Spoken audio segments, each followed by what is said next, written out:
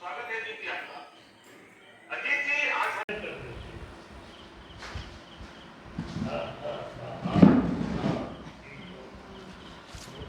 मेरे प्यारे बच्चों, आप सभी ठीक ठाक हैं? चलिए, हंसना नहीं है। जैसा कि आप लोग जानते हैं कि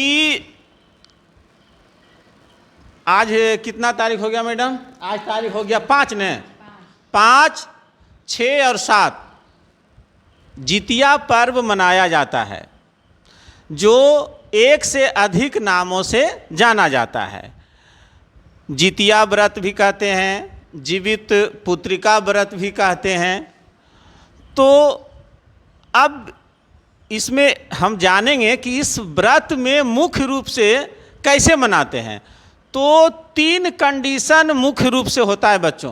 पहला कंडीशन है, देखिए, नहाए खाए। दूसरा कंडीशन है उपवास, और तीसरा है पारण। तो हम लोग समझते हैं कि नहाए खाए क्या होता है।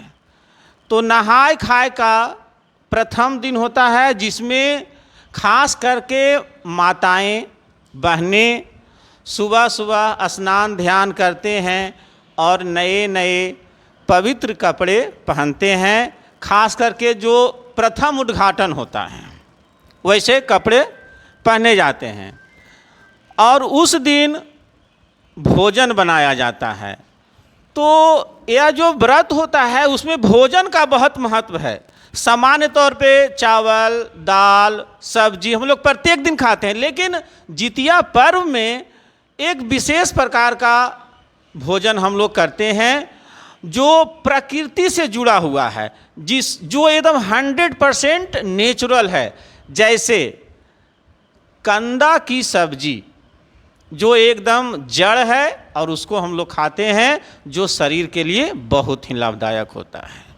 और साग, एक खास प्रकार का साग खाते हैं। वैसे तो पालक साग, लाल साग, हरा साग प्रत्येक दिन खाते हैं और महीने में खाते हैं, लेकिन जितिया पर्व में एक खास प्रकार का साग हम लोग प्रयोग करते हैं, जिसका नाम है गोलावा साग। झारखंड में इसे गोल गोला साग भी कहते हैं। कहीं कहीं इस साग को नोनी साग भी कहा जाता है। कहीं कहीं इसको कुप्फा साग भी कहा जाता है। यह साग औषधीय गुणों से भरपूर है। इसको खाने से शरीर में जितने भी बैड कोलेस्ट्रॉल हैं उसको शरीर से निकाल देता है और अच्छे कोलेस्ट्रॉल का शरीर में निर्माण करता है, जिससे हमारा शरीर क्या होता है बच्चों? स्वस्थ रहता है। और एक चीज़ है, हार्ट, जिन्हें हार्ट का प्रॉब्लम होता है, अगर वो सप्ताह में एक दिन गुलावा का साग का सेवन करें तो हार्ट उनका संतुलित रहता है, यानी हार्ट की बीमारी धीरे धीरे समाप्त हो जाता है। जरा सोचिए, यह पर्व हमारे स्वास्थ्य के लिए कितना लाभदायक है। तो दोस्त प्यारे बच्चों, ये तो प्रथम दिन का हो गया नहाए खाए। अब देखिए दूसरा दिन उपवास। दूसरा दिन अगर आप कहें तो 24 घंटे से अधिक का यह उपवास होता है। उपवास में माँ बहन लोग कुछ भी नहीं, न भोजन करते हैं, यहाँ तक कि पानी भी नहीं पीते हैं, जिसको निर्जला भी कहा जाता है। तो मेरे प्यारे बच्चों, पानी पिया जाता है मैडम? नहीं नहीं नहीं, एकदम नहीं, एकदम नहीं पीना है। हाँ, तो प्यारे बच्चों, एक और शब्द मैं बताना चाहूँगा कि जितिया पर्व मुख्य रूप से बिहार, झारखंड, कुछ उत्तर प्रदेश और कुछ बंगाल में मनाया जाता है। वैसे तो पूरे भारतवर्ष में मनाया जाता है, लेकिन धूमधाम से इस राज्य में मनाया जाता है। एक शब्द यूज होता है, खर जितिया। खर जितिया इसी को कहते हैं कि जब माँ बहन अपने पुत्र के अच्छे भविष्य के, उज्जवल भविष्य के, अच्छे स्वास्थ्य की कामना करते हैं और निर्जला उपवास करते हैं, और इनका फल जो सहते हैं, उपवास करते हैं, उनको तो मिलता ही है, उनके संतान को भी प्राप्त होता है, यूँ कहें कि पूरे घर परिवार को प्राप्त होता है।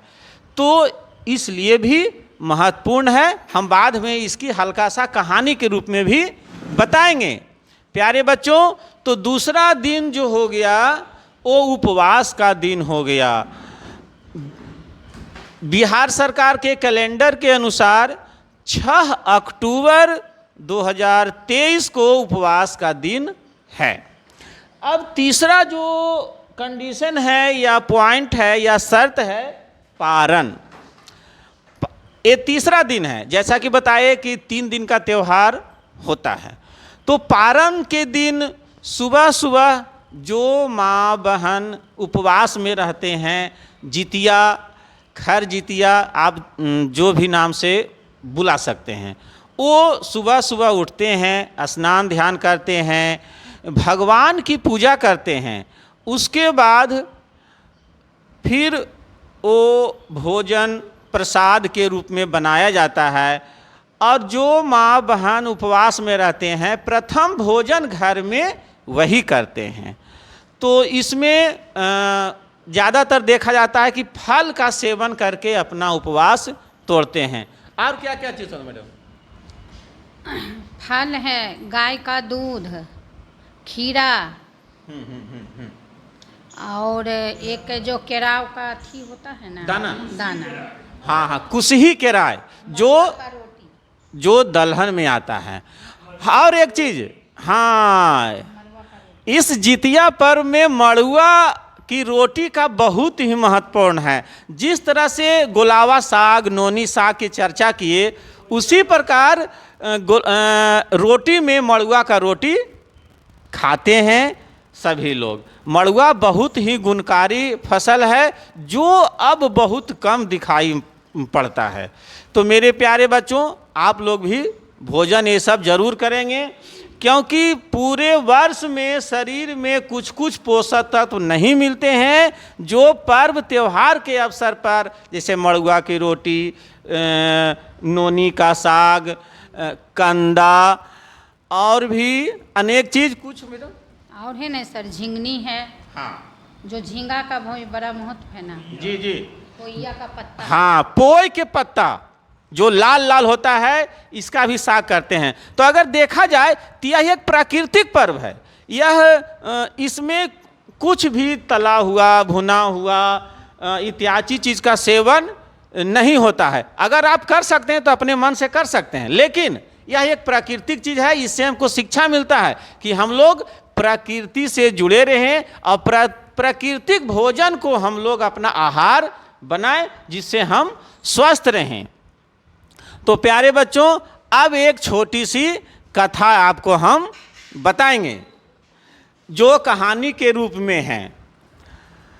मेरे प्यारे बच्चों, जब महाभारत का युद्ध समाप्ति की ओर था, उसमें द्रोणाचार्य भी स्वर्गलोक को पधारे। युद्ध में वो मारे गए। उनका पुत्र अश्वत्थामा, वो बहुत गुस्से में और पांडवों से बदला लेने के उतारू थे, लेकिन अश्वत्थामा को यह गुस्सा पच नहीं पाया और उनके पास ब्रह्मास्त्र था, और उन्होंने संकल्प लिया कि मैं पांडवों को जड़ से समाप्त कर दूंगा।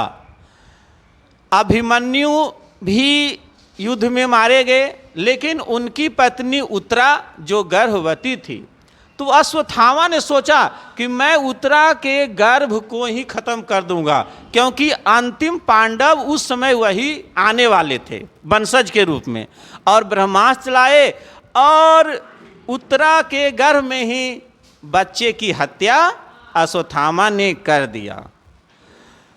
बच्चों, भगवान श्री कृष्ण ने उत्तरा के पास गए और उनके बच्चे को गर्भ में ही फिर से जीवित कर दिया, और उनमें जीवन का संचार कर दिया। जब वह बच्चा जन्म लिया तो उस बच्चे का नाम रखा गया जीवित पुत्रिका, जो कि बाद में चल के वो राजा परीक्षित कहलाए। बच्चे एक चीज ध्यान दीजिएगा कि जीवित पुत्रिका और राजा परीक्षित, अर्जुन के पौत्र, अभिमन्यु के पुत्र, उत्तरा के पुत्र ही जीवित पुत्रिका जो जन्म लिए उस समय उनका नाम रखा गया, क्योंकि गर्भ में उनको जीवन मिला था। गर्भ में ही उनकी हत्या अश्वत्थामा के द्वारा किया गया था। भगवान कृष्ण ने उन्हें जीवित किया और जब वह पुत्र के रूप में जन्म लिए तो जीवित पुत्रिका नाम रखा गया, जो कि बाद में राजा परीक्षित के नाम से वह विख्यात हुए। बच्चों, राजा परीक्षित द्वापर युग के अंतिम राजा थे। द्वापर युग के अंतिम राजा थे और उसके बाद कलयुग का प्रवेश हो गया। इसी तरह से हम लोग जितिया पर्व मनाते हैं, जीवित पुत्रिका पर्व मनाते हैं। इसकी महत्ता यही है। मैडम कुछ बताइए कुछ और। आपको सब बात बता ही दी। हाँ। सारा बात तो आप बता ही दिए सर, शुरू से लेके अंत तक। तो बच्चों, अब इसी के साथ समाप्त करते हैं। अब आगे की पढ़ाई हम लोग करेंगे। तो बोलिए कृष्ण भगवान की जय, जीवित पुत्रिका की जय।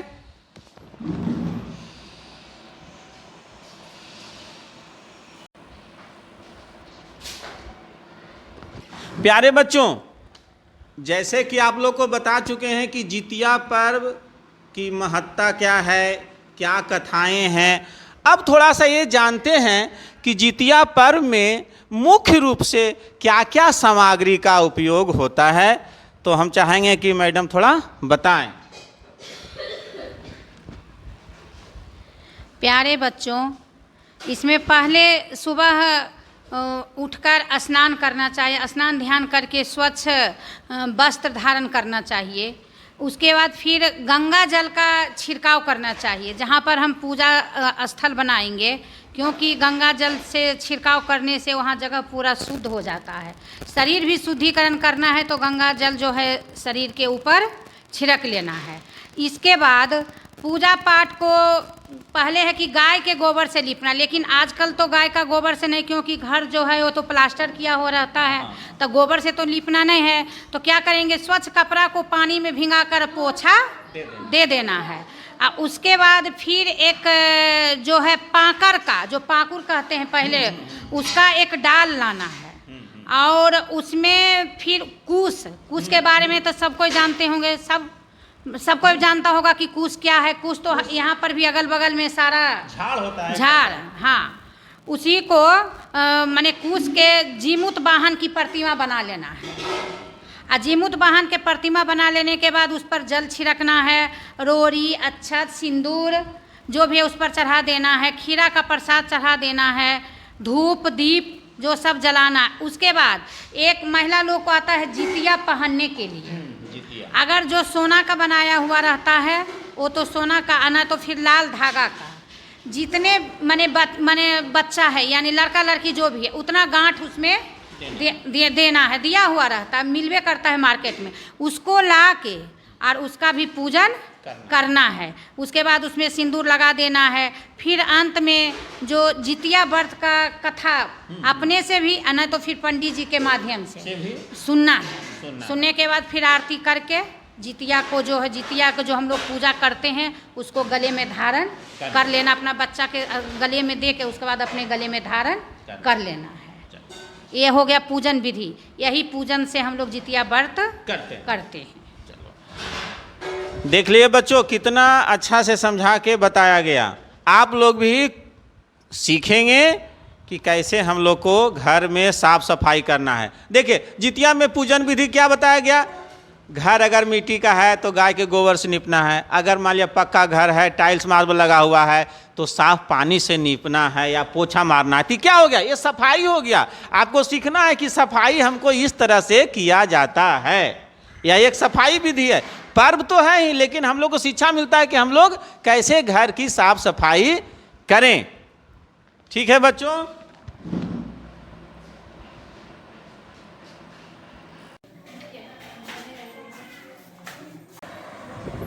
मेरे प्यारे बच्चों, और दिन जब पढ़ाई होता है तो आप लोग गप करते हैं, एक दूसरे के हल्ला करते हैं मिल करके, लेकिन आज जितिया के बारे में आप लोग को बताया गया, जितिया पर्व के बारे में बताया गया, तो आप लोग कितना शांति से सुन रहे हैं। इसके लिए आप लोग बहुत बहुत धन्यवाद के पात्र हैं। धन्यवाद।